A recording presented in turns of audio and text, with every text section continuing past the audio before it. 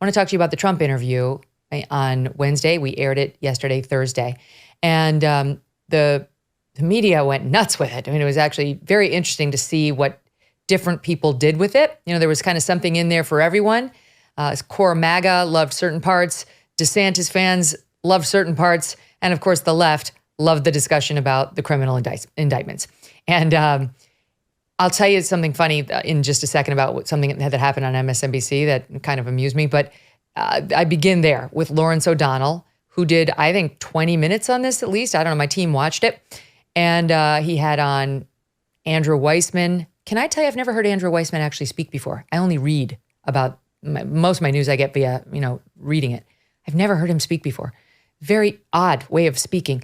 And then there was Neil Katyal, former Solicitor General, and the other guy was, I don't know this other guy. He's constantly on there talking about how Trump is the devil. Morris, Brandon, I can't remember. You'll know him, Dave.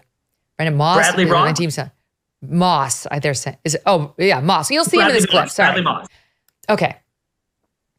There's a reason I'm taking time to say their names. I'll get to it. But here's their reaction to a piece of that interview. Let's listen to more of Donald Trump's testimony today, not under oath, in his own defense. I'm allowed to have these documents. I'm allowed to take these documents, classified or not classified. And frankly, when I have them, they become unclassified. People think you have to go through a ritual. You don't. At least in my opinion, you don't. But it's even beyond that, because the Presidential Records Act allows you to do, as president, only as president. When you hear these interviews with him, and I feel like these interviewers almost have to issue him Miranda warnings now before he does these interviews, because he just keeps confessing. He has to be able to put forward this cockamamie legal theory he's got about what the Presidential Records Act lets him do. And he's going to take that all the way to the Supreme Court. Basically, Trump's defense that you just heard is a defense to the crimes of which he's charged, the way that bleach is a defense to COVID, Lawrence. I mean, it's just ridiculous. So they had a bit of a field day with it, Mike Davis, saying he confessed on camera. And if you watch a longer clip saying, in fact, a bunch of pundits on the left said this will be played in court. Do you have a different view? Well, first, I'm just very happy that Neil Katyal made it out of the desert. He was at a music fest and got stuck in the mud, and he posted on Twitter how the agonizing 8 hours that he had to walk through the mud to get out. So I mean, it reminded me of people in East Palestine and people in Maui. It was just devastating for Neil that he had to walk for 8 hours. But I would say this. They mock this legal argument. Now it's the same legal argument that the President Clinton used in the Clinton software case, and he won, right? And, under the Presidential Records Act, any document created or received by the president or his staff is a presidential record or received. And that includes agency records not subject to the Freedom of Information Act, classified records from the CIA, the DOD. These are subject to the Presidential Records Act. And under the Presidential Records Act, the president has access to his presidential records anytime he wants. And under the Clinton software case, the mere fact that President Clinton took 8 years of highly classified audio recordings, 79 tapes of his presidency, including discussions with foreign leaders, including discussions with his national security aides, clearly born classified, the most classified materials possible. The mere fact that President Clinton took them with him when he left office and did not turn them over to the bureaucrats at the National Archives makes them presidential records, and it doesn't matter whether they're classified or not. That's why Congress gives former presidents federally funded staff with security clearances, secure office space, Secret Service protection. I can see Dave actually wincing as you're talking. He does not agree. Why? First off, it's a real feat to get out of the mud, walking 8 hours, and that's not easy. So props to Neil Katyal. And it's the Burning Man Festival. So number one, Megyn, before I forget, just one thing, when you said in the previous segment, you said the Department of Justice defended Clinton when he was president. Correct. They did it while he was president. The difference is that Merrick Garland was defending Donald Trump after he was president, after he was no longer president. So I think that's the difference. That's just one little thing. Okay. And if I can go back to what my friend Mike was saying, Yeah. You asked the right question. It was an excellent interview all around. And you asked the right question, because when former President Trump was saying that the Presidential Records Act essentially gives him immunity here, you said, but you had a subpoena and then you didn't comply with it. So it's still obstruction. The obstruction is obstruction. It doesn't matter that you were president. If you refuse to turn over documents in response to a subpoena, that's a crime. Willful retention of documents is a crime under the Espionage Act.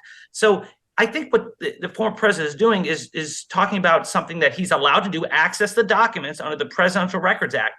But once he's no longer president, he cannot keep those documents any more than he could keep Air Force One. And even if you say, as Mike says, he can still keep them, once you receive a subpoena to get them back, you can't keep them. You have to turn them over or else it's obstruction.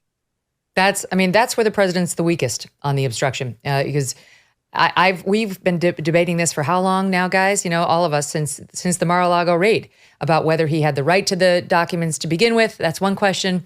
And then irrespective of whether he had that right, whether he needed to turn them over once he got a subpoena. I mean, I've got tons of documents in my files here.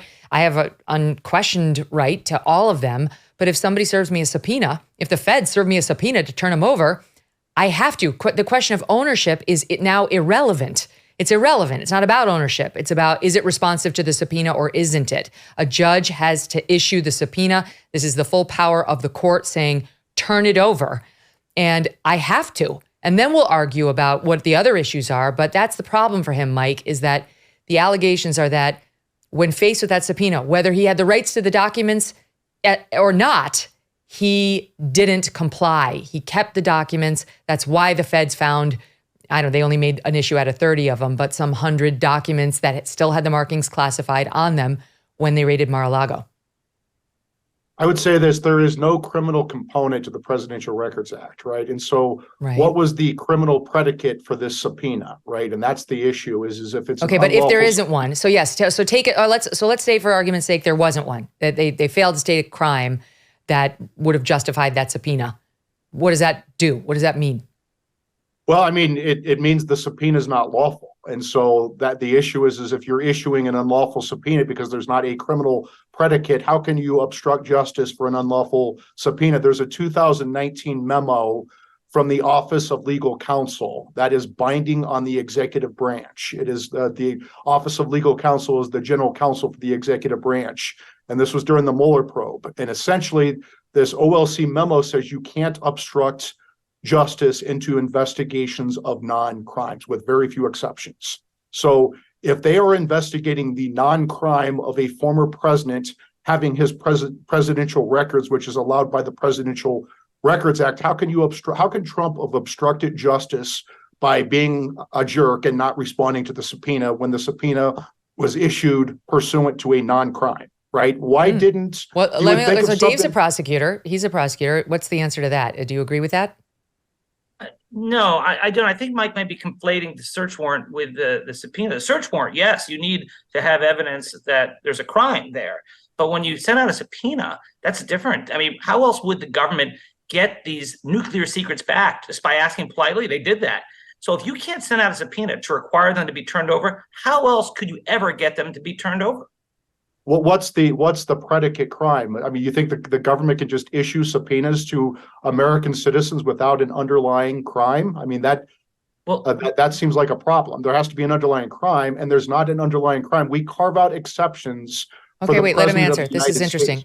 I would say the underlying crime, if you need an underlying crime, it would be the violation of the Espionage Act, the unlawful retention. Once you're no longer president, you can't keep nuclear secrets. And so that's the underlying crime. And if you say, well, that statute doesn't apply, well, they have a good faith basis to believe it does. And I would submit that because of national security reasons, you don't need to have the crime if someone has some sensitive documents that they will not turn over. You can send them a subpoena. But regardless, either way, he got the subpoena and he admits that he just thought he didn't have to respond to it. So that's where he's really in a lot of trouble, because obstruction is the big whammy here, punishable by up to 20 years in prison. It is the big whammy. It's definitely where he's most vulnerable. Convicting a Murderer is a new 10-part true crime docuseries from Daily Wire Plus, hosted by Candace Owens, that dives deep into the infamous case of Stephen Avery. Making a Murderer popularized the Stephen Avery case and portrayed him as an innocent victim of corrupt law enforcement. But is there more to the story? In this series, Candace unveils startling evidence, uncovers edited phone calls and testimony, and unravels a narrative that stands in stark contrast to the portrayal you might believe. Episodes 1 and 2 are available to stream for free on Daily Wire Plus. Episode 3 is also available now, but you got to be a member of Daily Wire Plus to watch it.